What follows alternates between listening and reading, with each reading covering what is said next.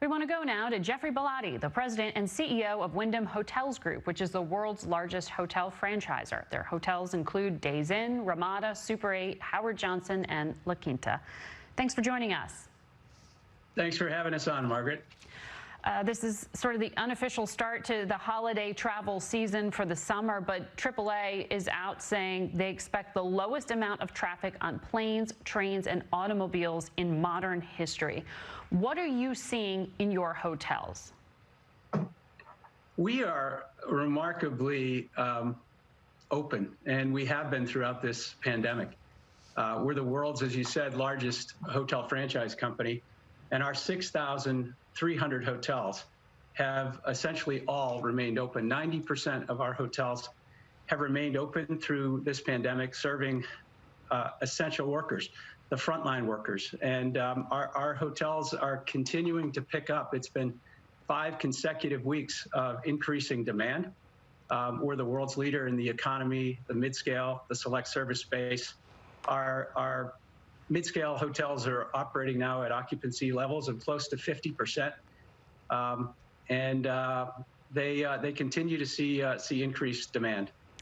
But how do you keep customers safe, given that there are reception areas in hotels? There are people coming in and out. There are cleaning crews.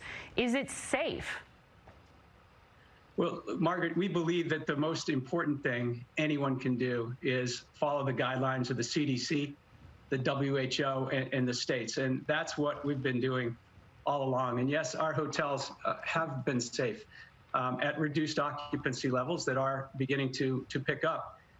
But our hotels have been cleaner than they've ever been. And we are cleaning in ways that guests are looking for those visual cues the moment they walk in, from the social distancing throughout our lobbies and our public areas, to all of the increased cleanliness levels that we're introducing with hospital-grade disinfectants and EPA-certified cleaning supplies. And everyone has to wear a mask? Is that what you mean by visual cue?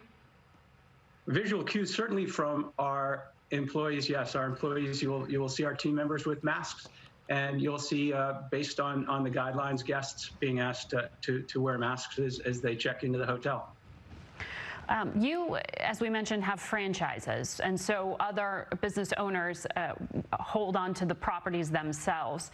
Is the emergency support that Congress and the Fed have made available, is it enough to avoid bankruptcies? It is incredibly helpful, and we applaud the administration, we applaud Congress, we applaud all of the efforts that have been offered to our franchisees. Our franchisees look at this support as a lifeline, and 90% of our small business owners have applied for a PPP, and we believe 80% of those have either received a PPP or an EIDL loan. And it is enough to allow them to avoid bankruptcy. They view this as a lifeline, an anchor at a time when they needed it most. One of my franchisees I was talking to yesterday, Kitty Singh, felt like she was in the deep end of the pool about to sink with her 3 La Quinta hotels in Odessa, Texas, until that lifeline was thrown to her. But it has allowed them to go on, bring their employees back, pay their utilities. And what Congress, what the administration is working on now, what we're advocating on behalf of, is more flexibility and more continued support. And we think it's coming. We think we're getting it from an administration that's listening to us right now. So what are you asking the administration to do? What do you mean more flexibility? More flexibility in the PPP program, the Paycheck Protection Program, in terms of how those funds will stretch out from 4 weeks to 26 weeks. The repayment from 2 years to 5 years, and the ability to be more flexible on the 75-25% rule.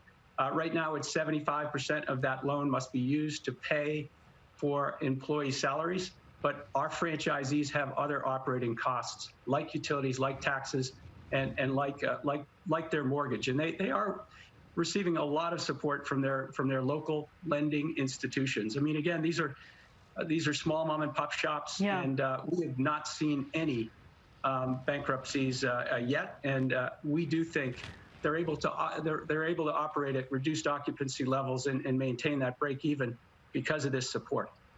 Well, we know all of that is going to be up for debate before Congress. And thank you for your time this morning. Thank you for having us on.